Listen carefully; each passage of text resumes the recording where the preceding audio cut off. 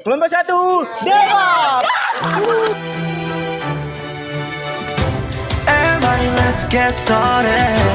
Ain't gonna stop 끝까지. Get out of my way, we're just moving on. Shh, 비켜라 비켜. Hey,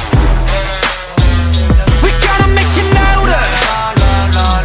We've been nation. Assalamualaikum warahmatullahi wabarakatuh. Selamat pagi semuanya. Kami dari kelompok 1. Video ini kami buat untuk memenuhi tugas mata kuliah Aneka Ternak dan Satwa Harapan yang diampu oleh Ibu Tati Vidianasari SPTMP. Perkenalkan, nama saya Anissa Syarial. Perkenalkan, nama saya Tasya Rahmadeni Situmorang. Perkenalkan, nama saya Dwi Putri Agustina. Perkenalkan, nama saya Desti Nur Fitriani.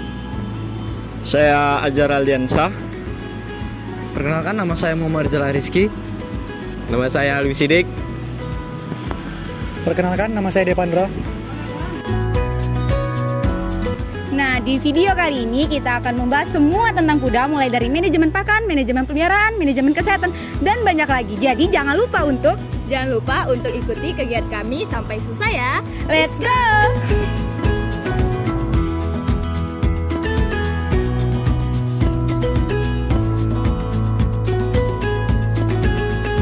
Di sini saya akan menjelaskan tentang sistematika ternak kuda. Yang pertama ada pilum dari Chordata, kelas Mamalia, ordo Perissodactyla dengan family Equidae dan spesies Equuscabalus. Jenis kuda di Biestro ini ialah kuda lokal dan kuda gay. Kuda gay ialah peranakan dari kuda betina lokal dengan kuda jantan Thoroughbred dari Australia. Di sini terdapat kuda Marsha. Kuda Marsha ini ialah pejantan dari Arab dan dengan betina dari Aceh Takengon. Nah, apa aja sih peralatan yang digunakan untuk pembersihan kandang, perawatan kuda, dan juga alat-alat yang digunakan untuk pemberian pakan, yang itu berguna untuk agar ternaknya itu bisa mencerna pakan tersebut dengan bagus. Nah, untuk alat-alat yang digunakan untuk perawatan kuda itu ada bros kuda, kemudian bros besi, dan juga hupit, dan juga oli. Yang hupit tadi itu digunakan untuk biasanya untuk mencukil kotoran yang ada di kaki kuda. Kemudian oli tadi itu digunakan untuk mengkilatkan kuku kuda agar kuda terlihat lebih menarik. Nah, untuk peralatan pakannya itu ada chopper. Kemudian untuk pembersihan atau perawatan kandang itu mereka menggunakan sekam kayu halus dan juga sekop untuk nantinya sekop itu mengambil kotoran yang ada dalam kandang. Kemudian kandang ini itu terbuat dari kayu, besi, dan juga beton. Nah, pasti penasaran kan berapa sih ukuran kandang kuda di Biestro ini? Kemudian jenis kandang apa sih yang digunakan? Nah, ukurannya itu 3x4 dan jenis kandangnya itu slot, yang dimana kuda tersebut ditempatkan di satu-satu kandang. Jenis-jenis pakan yang digunakan pada peternakan kuda di Biestro ini yaitu pakan utama yaitu berupa pelet, yang dimana pada kuda-kuda di Biestro ini bukan kuda peternakan biasa yaitu kuda kejuaraan, dan kedua itu pemberian pada hijauan atau rumput, yang dimana pada hijauan ini atau rumput pemberian pakannya itu tidak setiap hari, tapi rumput itu sebagai sampingan pada pemberian pakan pada kuda-kuda. Pelaksanaan pemberian pakan pada kuda-kuda di Biestro ini yaitu pada 3 kali sehari pada pagi hari yaitu sekitar pukul 5 sampai 6 pagi, pada siang hari sekitar pukul 11 sampai jam 12 siang, dan malam hari yaitu sekitar pukul 7 sampai 8. Dan juga minumnya itu pemberiannya sekitar 2 kali sehari yaitu pada waktu pagi sekitar pukul 7 atau sampai jam 8 pagi, dan yang kedua yaitu sekitar sore hari sekitar pukul 5 sampai 6 sore. Baik, pada peternakan Biestro ini mereka menggunakan 2 jenis pelet, yang dimana pada merek Vital yang ada 2 jenis, yaitu low moderate activity dan jenis breeding. Yang dimana pada kuda-kuda di sini telah mencukupi energinya sehingga kuda-kuda ini selalu bersemangat.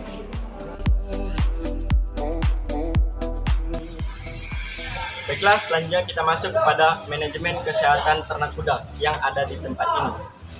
Tiap bulannya, dokter datang untuk mengecek kesehatan semua kuda yang ada di sini dan menyuntikkan vitamin B kompleks. Itu gunanya untuk menambah kekuatan pada kuda-kuda di sini. Dan penyakit yang pernah terjadi di tempat ini, yaitu namanya colics, itu adalah penyakit pada pencernaan. Ya, untuk menanggulanginya, pertama itu caranya mengajak kuda berjalan-jalan agar gunanya si kuda tersebut tidak berguling-guling di kandang sehingga menyebabkan ususnya berlilit-lilit dan bisa menyebabkan kematian. Dan yang kedua itu cara penanggulangannya mengurangi kadar air pada pakan tersebut dan jangan dikasih seperti wortel atau makanan-makanan yang tinggi mengandung air. Dan ada salah satu kuda di sini yang selalu terkena ataupun sering terkena colics, yaitu di sini namanya Marsha, dan dia tidak boleh makan wortel ataupun makanan-makanan yang banyak mengandung air.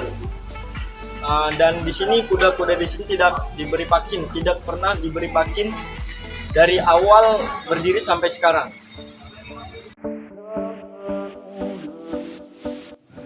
Nah, untuk pengolahan limbah di tempat ini sendiri, yaitu limbahnya itu berupa kotoran kuda, di mana kotoran kudanya nanti akan dikumpulkan. Nah, kotoran kuda yang dikumpulkan tadi akan diberikan kepada para petani sebagai bahan untuk pupuk untuk tumbuhan mereka. Nah, seperti yang bisa teman-teman lihat, di samping saya ini merupakan kandang kuda yang sudah dibersihkan, yang juga sudah dirapikan, dan kotoran sudah diangkat dan dikumpulkan di dalam goni. Lalu untuk kandang sebelahnya, nah di sini kandang yang sedang dalam proses pembersihan, masih ada beberapa kotoran dan belum dirapikan. Nah, untuk membersihkan kandang ini sendiri biasa dilakukan seminggu sekali. Dan untuk pergantian sekamnya juga dilakukan seminggu sekali. Untuk pembersihannya maksud saya tadi dilakukan setiap hari. Nah, untuk pembersihan kandang sendiri dilakukan setiap pagi hari, dan untuk pergantian sekam dilakukan seminggu sekali. Untuk pengutipan kotoran dari kuda sendiri bisa dilakukan dengan alat bantu seperti sekop, atau bisa menggunakan tangan dan juga dipakaikan alas tangan seperti sarung tangan, pelindung dan lain sebagainya. Dan nantinya kotoran dikumpulkan di dalam goni. Untuk limbah dari tempat ini yaitu feces, di mana fecesnya itu sendiri yaitu urin, di mana urinnya nanti dikumpulkan beserta kotoran dari kuda itu sendiri, nantinya diberikan kepada para petani sebagai pupuk untuk tanaman mereka. Nah, untuk biayanya sendiri tidak dipungut apapun karena di tempat ini tidak memperjualbelikan kotoran, di mana dalam Islam sendiri untuk memperjualbelikan kotoran itu dilarang.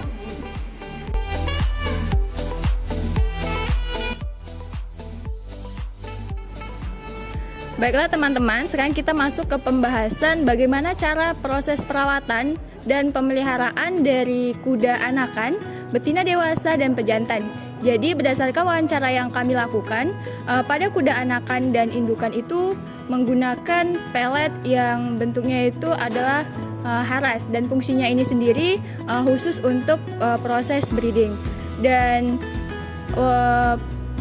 pelet yang diberikan kepada anakan kuda setiap harinya itu bisa menghabiskan 2,5 sampai 3 kilo per hari. Dan untuk pakan pelet yang diberikan kepada indukan atau pejantan itu setiap harinya bisa mencapai 6 kilo sampai 9 kilo per hari. Jadi di penangkaran kuda Biostro ini sendiri itu menggunakan pakan utamanya yaitu berupa pelet, tetapi ditambahkan pakan untuk penguat yaitu berupa hijauan.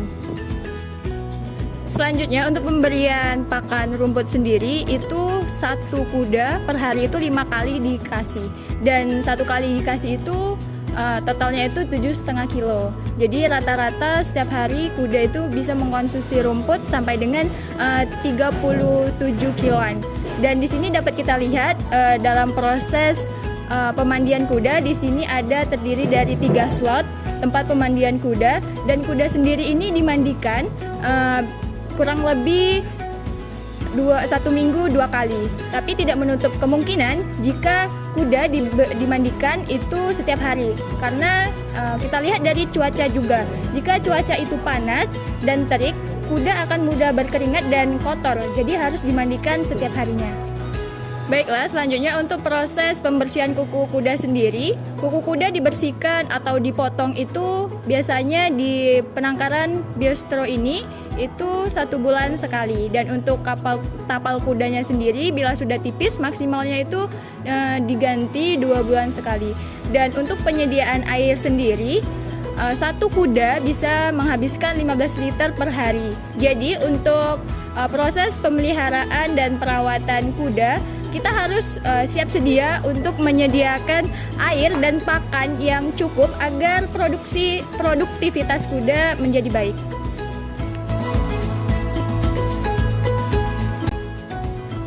Baik, di sini saya akan menjelaskan mengenai sistem perkawinan yang ada pada penangkaran ini. Nah, nantinya penangkaran ini tidak melakukan proses perkawinan di sini, melainkan kuda betina yang sudah mengalami tanda-tanda birahi seperti mengeluarkan cairan pada vulva dan tidak menjauh ketika didekati oleh pejantan akan dibawa ke tempat pejantan berada. Proses perkawinannya nanti dilakukan dengan cara pencucian terlebih dahulu alat kelamin kuda betina serta kuda jantan. Nah, di situ akan dilakukan perkawinan dengan cara kuda betina akan diikatkan pada tiang. Nah, nanti akan dibiarkan kuda jantan akan menaiki kuda betina. Proses perkawinan pada kuda dilakukan selama 3 kali. Nah, nantinya ketika sudah terjadi kebuntingan, maka akan menimbulkan ciri-ciri kuda betina nantinya akan didekatkan kembali ke kuda penjantan. Tetapi ketika sudah dinaikin dan kuda betina menjauh, maka proses kebuntingan akan terjadi. Kuda dikawinkan dengan maksud tertentu. Nah, misalnya ingin memperoleh warna yang bagus, maka akan mencari pasangan yang berwarna bagus. Jika ingin memiliki kuda yang nantinya akan berukuran tinggi dari sebelumnya, maka harus diperoleh penjantan yang lebih tinggi dari indukannya. Nah, proses dari kebuntingan kuda sendiri itu terjadi selama 11 bulan. Biasanya kuda melahirkan pada jam 4 hingga jam 5 pagi. Untuk di tempat ini sendiri, kelahiran selalu dilakukan secara normal. Ada juga yang tanpa bantuan manusia. Baiklah, kemudian di sini saya akan menjelaskan tentang pemasukan pada peternakan Biostro Indonesia ini hanya dari wisatanya saja. Wisata di Biostro ini ada penunggang kuda dan juga belajar latihan berkuda. Untuk pengunjung per bulannya itu berkisar sekitar 300 sampai 400 orang. Untuk penunggang kuda itu dengan 1 kali putaran biasanya dibayar dengan harga Rp25.000.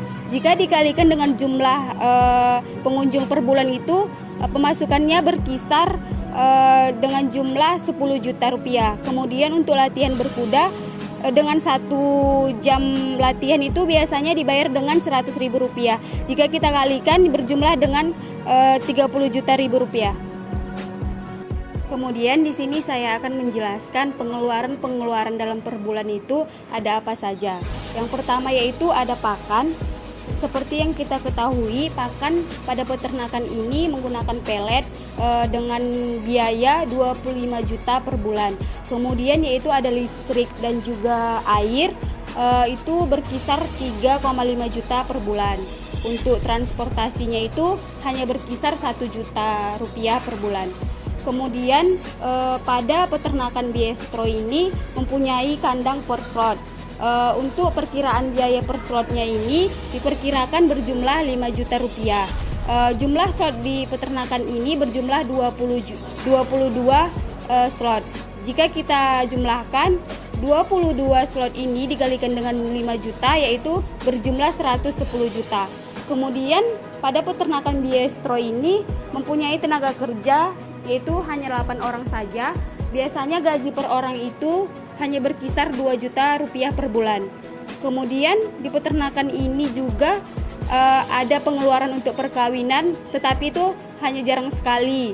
Jika dikawinkan itu biasanya berkisar 3 juta rupiah, tergantung bibit dan pejantannya juga. Baiklah, peternakan kuda yang berfokus pada breeding dari narasumber yang kami wawancarai ini bisa menghasilkan kurang lebih 500 juta dari kegiatan peternakan kuda. Tetapi, dikarenakan di tempat ini kuda merupakan bagian dari hobi, di sini tidak mengejar target keuntungan, melainkan keuntungannya itu hanyalah kepuasan tersendiri bagi mereka penghobi kuda.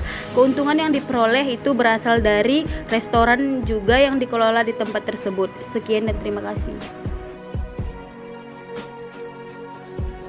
Produk pemasaran ternak tersebut ialah melalui sosial media, yaitu salah satunya ada Instagram dengan Facebook yang bernama biestro.indonesia.